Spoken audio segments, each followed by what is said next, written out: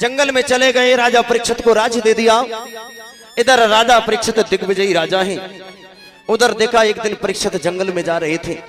वो परीक्षित जब जंगल में जा रहे थे सज्जनों, परीक्षित का विवाह उत्तर की कन्या है इड़ावती। लोग कुछ परीक्षित की पत्नी का नाम नबलदेव बताते, बहुत सारे लोगों को सुना होगा, लेकिन परीक्षित की पत्नी का नाम है इड़ावती। उत्तर की कन्या इड़ावती के साथ में परीक्षित का विवाह हुआ और जन्मेजय जैसे 4 पुत्र पैदा हुए। जन्मेजय आज 4 पुत्र पैदा हुए। प्रिय भक्तों, 4 पुत्र पैदा हुए। इधर राजा परीक्षित जंगल में जा रहे थे तो उन्होंने देखा एक बैल है जिसके 3 चरण टूटे हुए, एक पैर से खड़ा है, और एक राजा राशि वस्त्रों में डंडा लेकर के उसको पीट रहा है। राजा परीक्षित कहने लगे, आज तक मैंने, मुझे लगता है क्या कोई स्वप्न देख रहा हूं, आज तक मैंने ये नहीं देखा जिस राज्य में शेर और बकरी ये घाट पर पानी पीते हैं और आज मेरी आंखें देख रही हैं कि बैल का एक पैर है, असहाय है बेचारा, और ये राजा पीट रहा है मेरे राज्य में। आवाज लगाई, कौन हो तुम? ये राजा नहीं था, ये कलयुग था, बोला नहीं। कौन हो तुम? नहीं बोला। अरे कौन हो तुम? नहीं बोला। तलवार को निकाल लिया और जैसे ही मारना चाहते हैं असली स्वरूप में आकर के चरणों में लेट गया। महाराज, मैं कली हूं, कलयुग हूं, और मैं आपके राज्य में शरण लेने के लिए आया हूं। कहने लगे, इतने बुरे दुष्ट कलयुग को मैं शरण नहीं दूंगा, मैं इतने बुरे कलयुग को शरण नहीं दूंगा। तुम इस बैल को पीट रहे, बोले ये बैल नहीं है, ये धर्म है, इसके 3 चरण टूटे हुए हैं। सज्जनों, कह दिया मैं तुझे शरण नहीं दूंगा, मना कर दिया।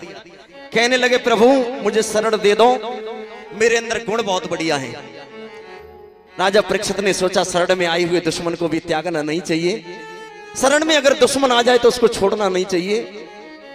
राजा परीक्षित बोले, मैं कुछ स्थान तुम्हें दे रहा हूं, उन स्थानों पर तुम रहना। सज्जनों, पहला स्थान दिया जहां पर लोग जुआ खेलते होंगे, वहां तुम्हारा वास होगा। आपने देखा है लॉकडाउन लगा था, और लॉकडाउन जब लगा था तो लोग ताश खेल रहे थे। बोले क्या करें, काम कुछ है नहीं तो इससे ही मन बहला रहे, ताश खेल रहे थे लोग। अरे अच्छी पुस्तकें पढ़ो। बोले हम तो वैसे ही खेल रहे हैं, कोई जुआ थोड़ी खेल रहे हैं। अरे जुआ खेलने के लिए कोई सींग लगाए जाएंगे उन्हें पत्ताओं में? बोलो, अरे झूठे के जुआ से तो महाभारत हो गया। लोग ताश खेलते हैं, उल्टा उल्टा अपना मार्ग, अपना दिन काटते हैं, तो उल्टे सीधे, और लोग कहते हैं साहब दिन काट रहा हूं। क्या करे, ताश द्वारा दिन ही काट लेते हैं। अरे दिन को तुम क्या काटोगे, तुम्हारे बाबा ने काटा, पिताजी ने काटा, दादे ने काटा, दिन को कोई काट नहीं पाया, समय को कोई काट नहीं पाया। समय हम सबको काट करके चल रहा है, हम सबको काटता हुआ समय चला जा रहा है। समय को कोई नहीं काट सकता, समय काटना हो। सज्जनों, लोग ताश खेलते हैं, जुआ खेलते हैं, पत्ता खेलते हैं, अपना दिन काटते हैं, समय काटते हैं। समय को आज तक कोई नहीं काट पाया। इधर मेरे भाई बहन, कह दिया जहां जुआ खेलते होंगे वहां तुम्हारा वास होगा। दूसरा स्थान दिया जहां लोग शराब पीते होंगे वहां तुम्हारा वास होगा। तथास्तु महाराज। तीसरा स्थान दिया जहां लोग स्त्री गमन करते होंगे वहां तुम्हारा वास होगा, और जहां लोग हिंसा करते होंगे वहां तुम्हारा वास होगा। सज्जनों, जब ये कहा, बोले महाराज ये सब आपने बुरे स्थान दे दिए, एक अच्छा भी दे दो, एक अच्छा सा स्थान दे दो। बोले जाओ, अन्याय से कमाए हुए सुवर्ण में भी तुम्हारा वास होगा। इतना बोल पाए कि वो जरासंध का छिना हुआ मुकुट था। 7वें दिन की कथा में मैं बताऊंगा, जब भीम जरासंध का वध करेंगे कृष्ण के साथ। 7वें दिन की कथा में ये कथा आएगी।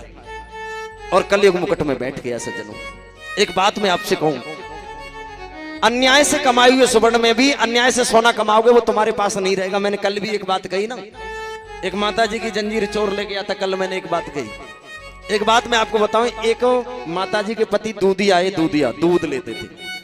अब माताजी के पति दूधी आए तो बेचारे दूध में से जब दूध आ जाता था घर में तो वो 5 लीटर पानी मिला देती थी और कहती थी, सुनो जी 5 लीटर पानी का पैसा मुझे चाहिए। अच्छा ठीक है।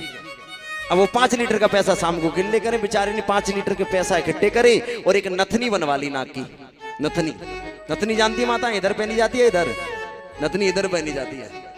और नथनी बनवाई और बेचारी गंगा जी का पूर्णमासी को दिन सो गंगा नहावे चली गई।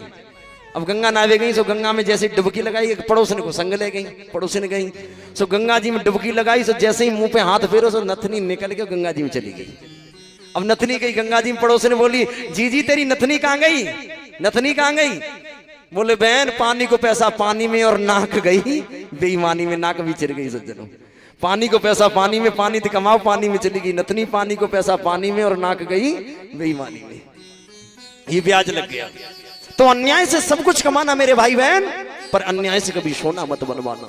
सोना धर्म का होना चाहिए, सोना शांति का प्रतीक होता है, सोना पहनना चाहिए, शांति का प्रतीक है, शांति देगा। सोम प्रधान होता है, सोम शांति प्रदान करता है।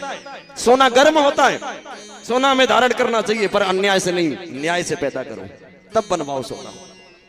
प्रिय भक्तों, राजा कलयुग को मुकुट में बैठ गया। और एक बात मैं आपको कहूं, जो आदमी जितना बुरा होता है उसमें उतना ही अच्छा गुण होता है कि कलयुग के बल नाम धारा। कलयुग में गुण क्या है कि कलयुग के बल नाम धारा, और सुमेरे सुमेरे नर उतरहि पारा। कलयुग के बल नाम धारा, सुमेरे सुमेरे नर उतरहि पारा। कलयुग के बल नाम धारा, सुमेरे सुमेरे नर उतरहि पारा। श्री राम जय राम जय जय राम, श्री राम जय राम जय जय राम। कलयुग जोगन यज्ञ न जाना, एक आधार राम गुण गाना। श्री राम जय राम जय जय राम, श्री राम जय राम जय जय राम। कलयुग जोगन यज्ञ न जाना, एक आधार राम गुण गाना। श्री राम जय राम जय जय राम, श्री राम जय राम जय जय राम। बोले गोविंद भगवान की। प्रिय भक्तों, कलयुग केवल नाम आधारा, सुमिर सुमिर नर तोरहि पारा। कलयुग के अंदर वो गुण है, इसमें घर बार त्यागने की जरूरत नहीं, पत्नी को छोड़ने की जरूरत नहीं, घर से बाहर जाने की जरूरत नहीं। घर के किसी कोने में बैठ जाओ और 1 मिनट में हरे कृष्ण करो, तो जो समाधि में योगी को आनंद आता है वो घर में तुम्हें मिल जाएगा। जो पुण्य होने मिलता है वो पुण्य तुम्हें प्राप्त हो जाएगा। ये कलयुग का गुण है। और इस कलयुग में भी हमने भगवान की आराधना करके भगवान को प्राप्त नहीं किया, तो कोई युग ऐसा नहीं है जिसमें हम जैसे लोग, हम जैसे अधम पापी लोग भगवान को प्राप्त कर पाए। प्रिय भक्तों, कलयुग में बड़ा सुंदर गुण है।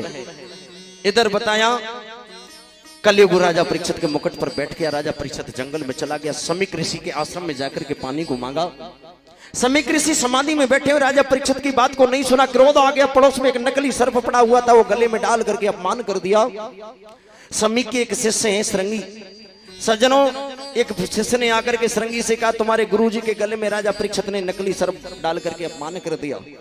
जब ये कहा जाकर के, उन्होंने कौश की नदी में स्नान कर रहे थे, कौश की नदी का जल लिया, आमंत्रित किया और साफ दे दिया, जा राजन परीक्षित, तूने मेरे गुरुजी के गले में नकली सर्प डालकर अपमान किया है, मैं तुझे साफ देता हूं, असली तक्षक तुम्हें डसेगा, तुम्हारी मृत्यु हो जाएगी, 7 दिन में तुम्हारी मृत्यु हो जाएगी। शाप दे दिया।